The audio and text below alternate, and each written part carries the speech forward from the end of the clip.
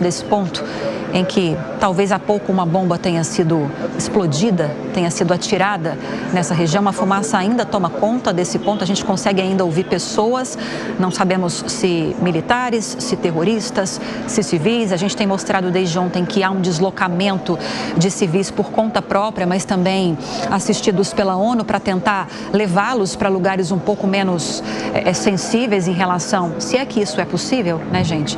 Mas em pontos um pouco mais minimamente seguros, digamos assim.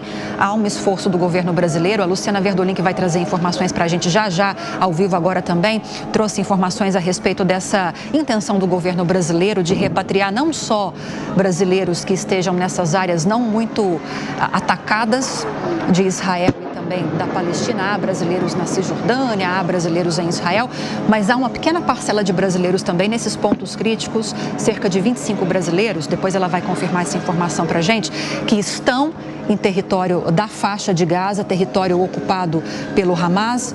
Enfim, é uma preocupação muito grande porque a repatriação desses brasileiros na faixa de Gaza, que estão na faixa de Gaza, é um processo extremamente difícil, extremamente complicado. Possivelmente não há que se falar de aeronaves brasileiras chegarem dentro do território da faixa de Gaza. Possivelmente vai ser um resgate feito por meio da fronteira com o Egito, mas ainda assim isso não minimiza esses riscos. E eu vou falar agora com a Verdolim, então, que vai confirmar esse número para a gente, trazer uma outra informação, porque a União Europeia voltou atrás, recuou e desistiu de suspender a ajuda financeira à Palestina.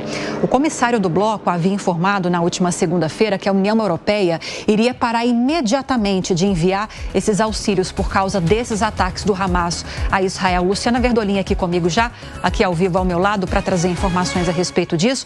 Qual o motivo dessa nova decisão, Verdolim? Depois de você trazer essas informações, nos confirme, por gentileza, essa estimativa de brasileiros que estejam dentro da faixa de Gaza e que esperam, se possível, ser repatriados.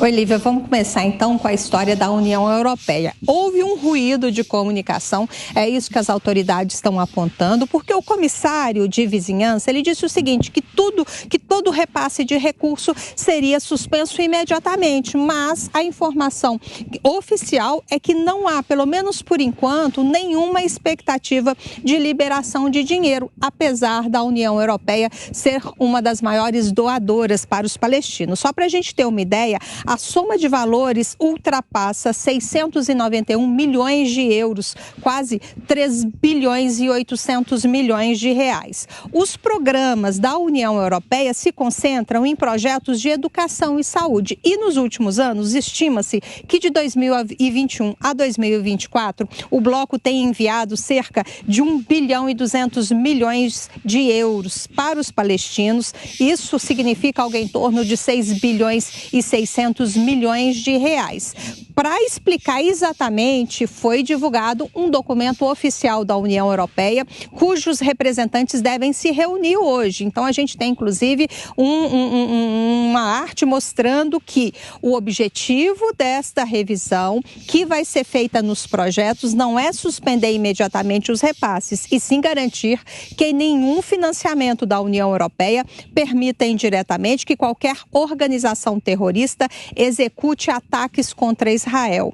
A comissão também, de acordo com o documento, analisará igualmente se os seus programas de apoio à população palestina e à autoridade palestina necessitam ser ajustados. Entretanto, como não houve pagamentos previstos, não haverá suspensão desses repasses, uma declaração oficial da União Europeia. Com relação aos brasileiros lá em Gaza, a informação do Ministério das Relações Exteriores é a seguinte, Lívia. Os brasileiros pediram ajuda, é um grupo pequeno, mas existe uma grande dificuldade, porque as aeronaves que estão partindo para resgatar, para repatriar os brasileiros, todas vão pousar apenas em Tel Aviv e só seguem viagem para Israel se não houver aí nenhum risco de ataque. Então, isso está sendo negociado com o governo daquele país. Então, a retirada dos brasileiros lá de Gaza vai ter que ser por meio terrestre e aumenta-se a dificuldade porque é exatamente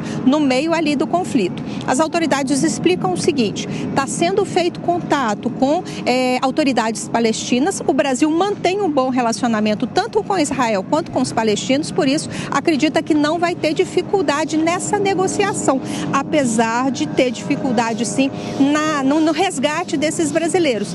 Tudo isso está sendo negociado.